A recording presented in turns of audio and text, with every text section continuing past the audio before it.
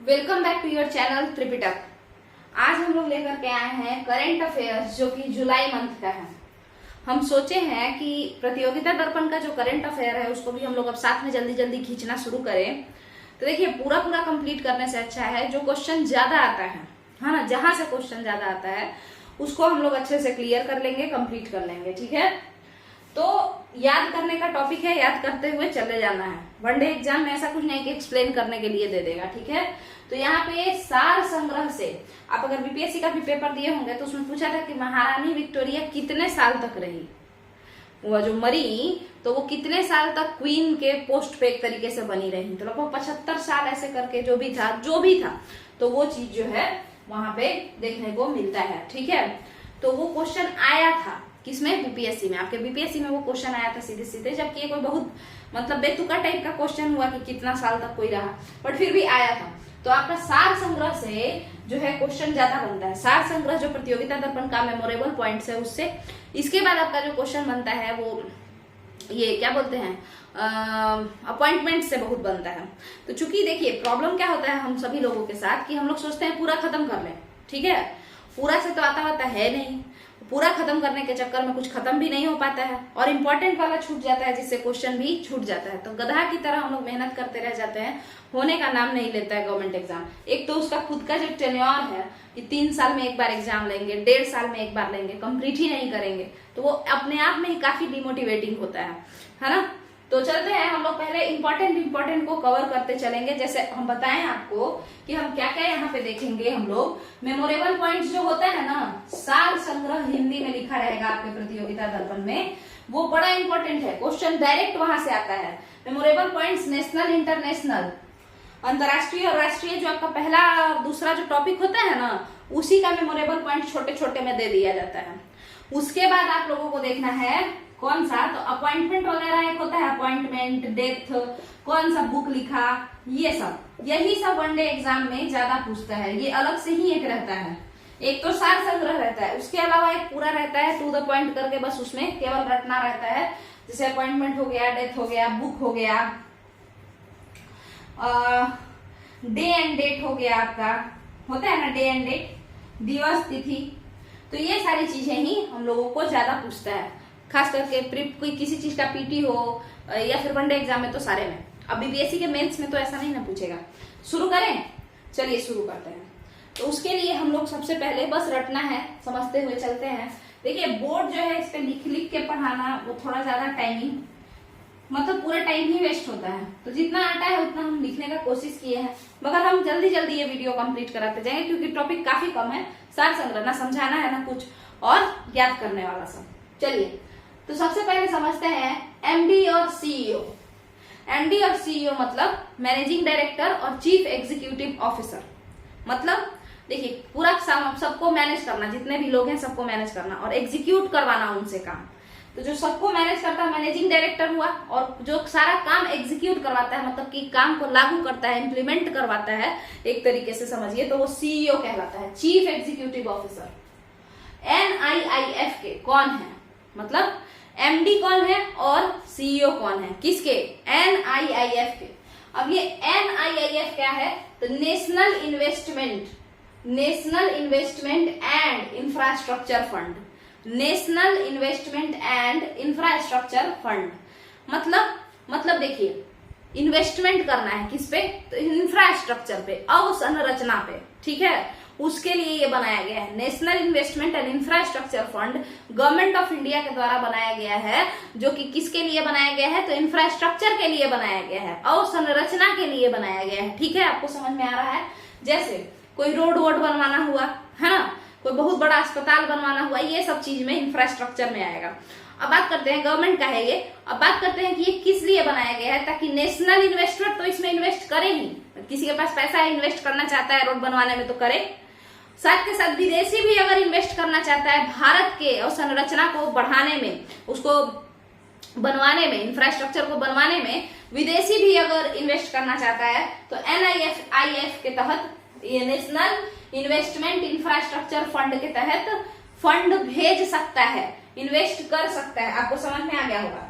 तो इस NIIF national investment and infrastructure fund का एमडी और सीईओ कौन बनाए गए हैं? तो आपके सामने लिखा हुआ है उनका नाम राजीव धर। कौन सा धर पकड़? राजीव धर। अच्छा, तो राजीव धर बन गए हैं MD and CEO of national investment infrastructure end fund. ये जुलाई का पीडी है, तो ये मई का बात लिखता है ना, 1-2 महीना पीछे का ही रहता है।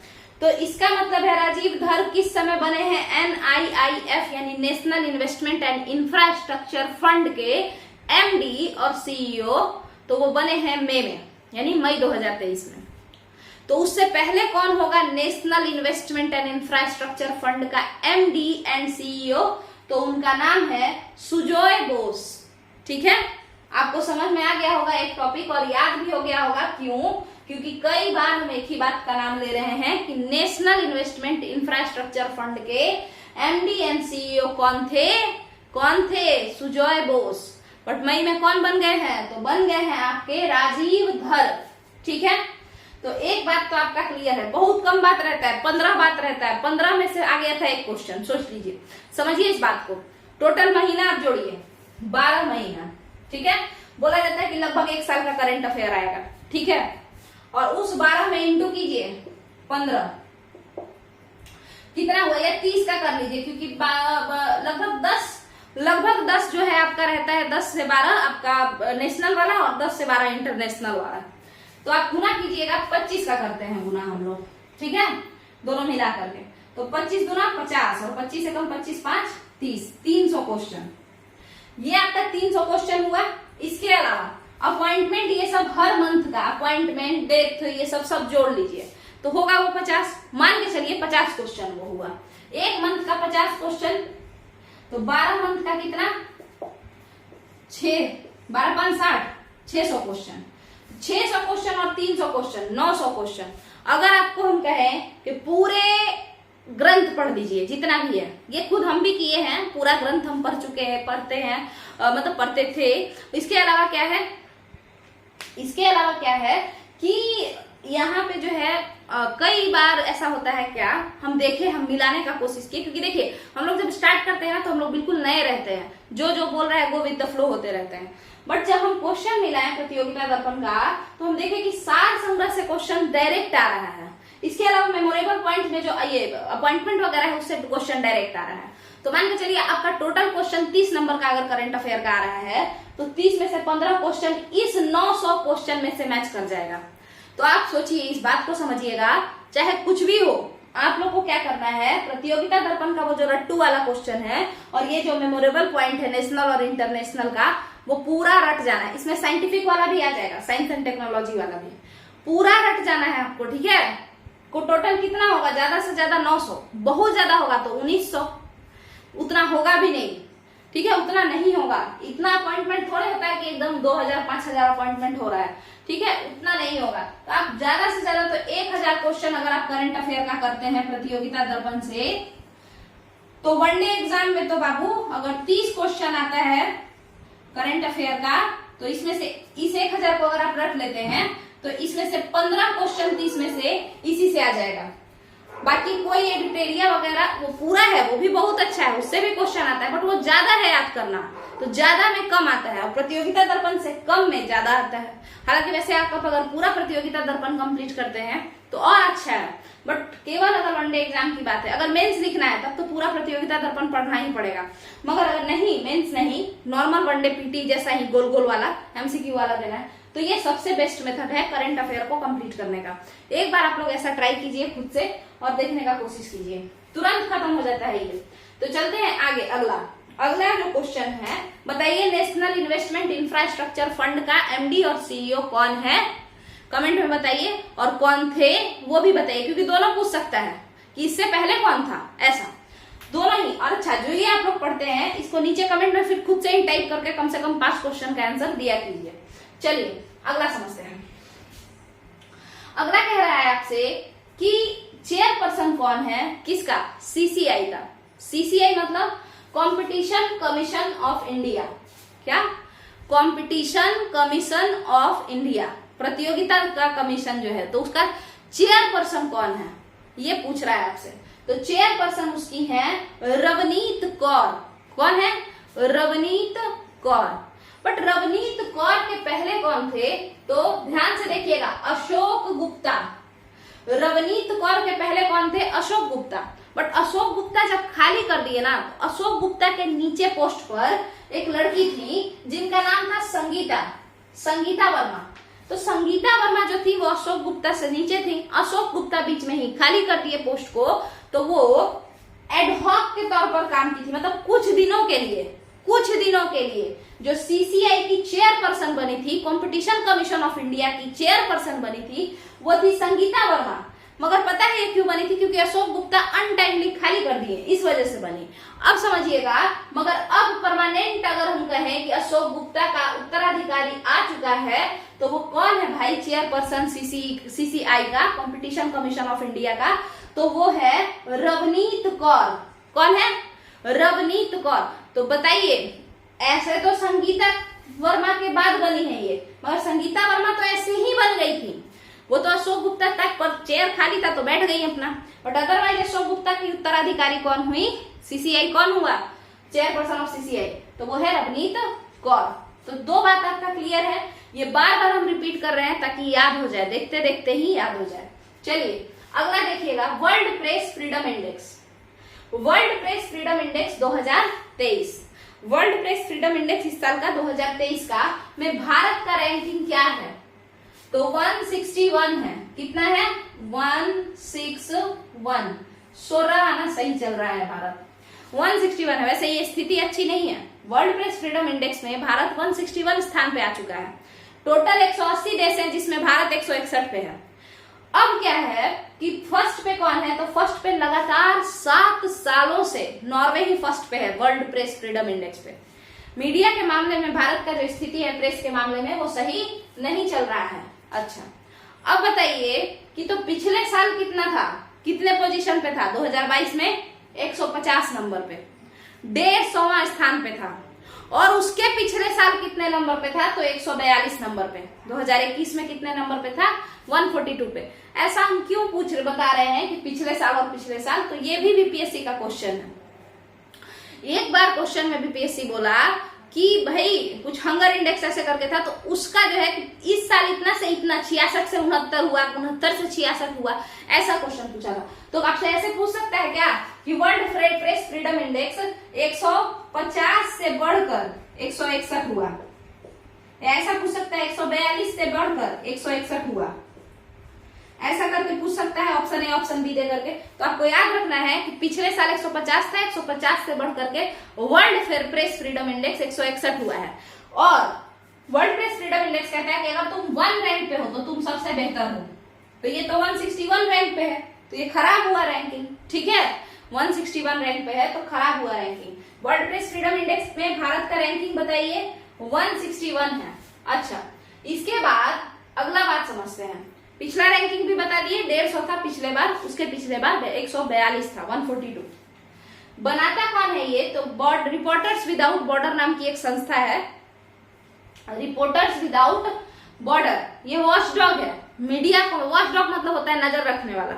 ठीक है, रिपोर्टर्स विदाउट बॉर्डर वही ये संस्था है, रिपोर्टर्स विदाउट बॉर्डर, जो कि वर्ल्ड प्रेस फ्रीडम इंडेक्स जारी करता है। क्या क्लियर है आप लोगों का कि इंडिया का 161 स्थान है? कौन जारी करता है वर्ल्ड प्रेस फ्रीडम इंडेक्स?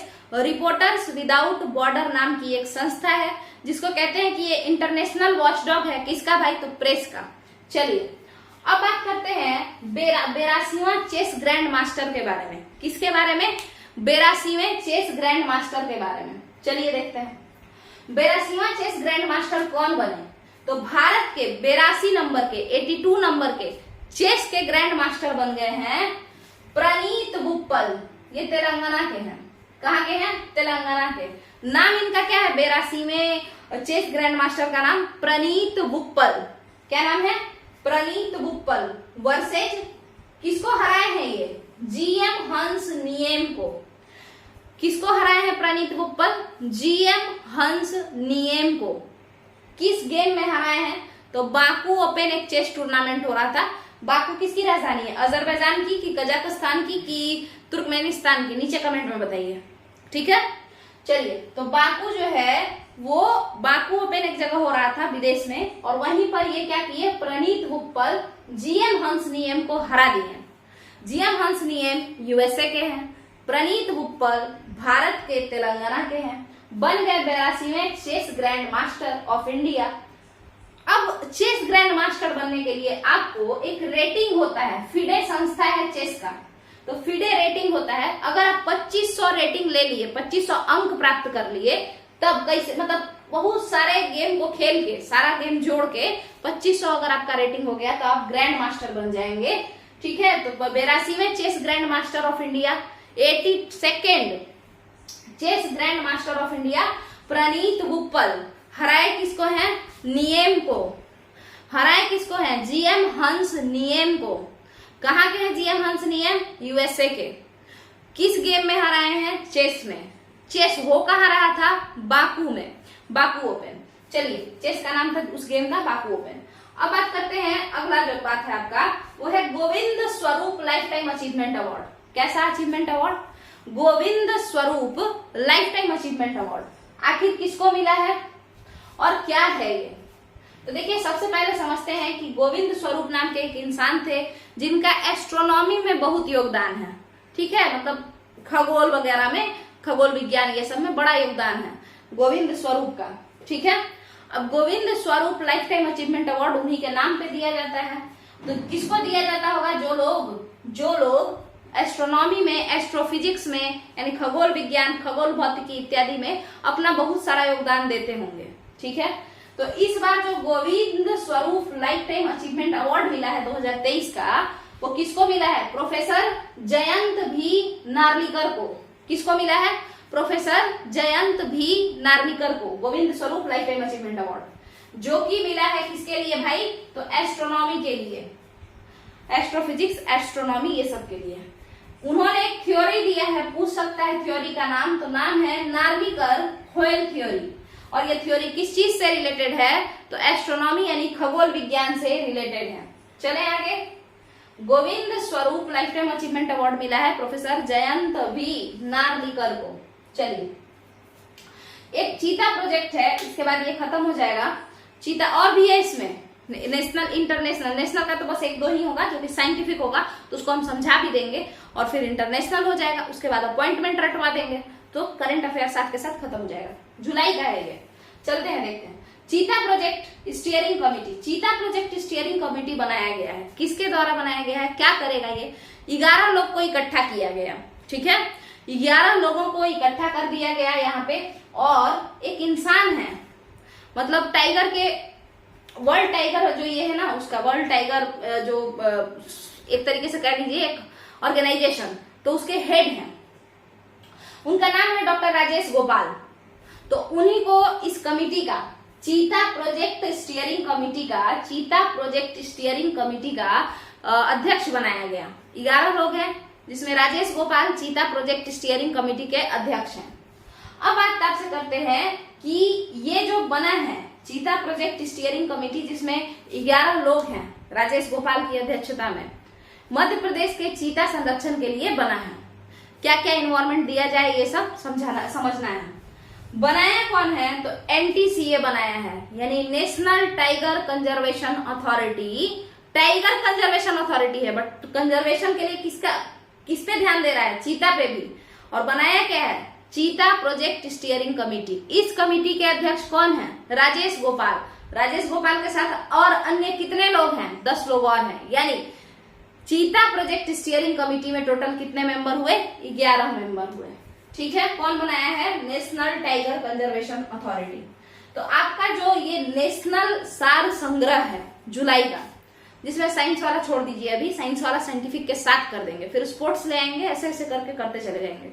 ठीक है, रटने वाला सारा साइंस में समझाने का भी हम कोशिश करेंगे। तो आप लोग देखिए, यहाँ पे आपका जो नेशनल वाला है वो कंप्लीट हो गया है, सार संग्रह।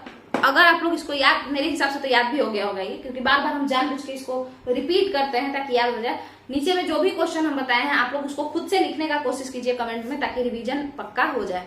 चलिए, अगर आपको ये वीडियो पसंद आया तो वीडियो को लाइक कीजिए, वीडियो को शेयर कीजिए, और हाँ, इस बात पे जरूर ध्यान दीजिएगा कि क्या एक पूरा ग्रंथ पढ़ना है और उसमें से 15 क्वेश्चन करना है, या 1000 क्वेश्चन में से 30 क्वेश्चन में 1000 क्वेश्चन पढ़ के जाना है, उसमें से 30 क्वेश्चन आएगा, 1000 में से नहीं, टोटल 30 क्वेश्चन एग्जामिनर देगा, जिसमें से 15 क्वेश्चन इस 1000 क्वेश्चन में से आ जाएगा।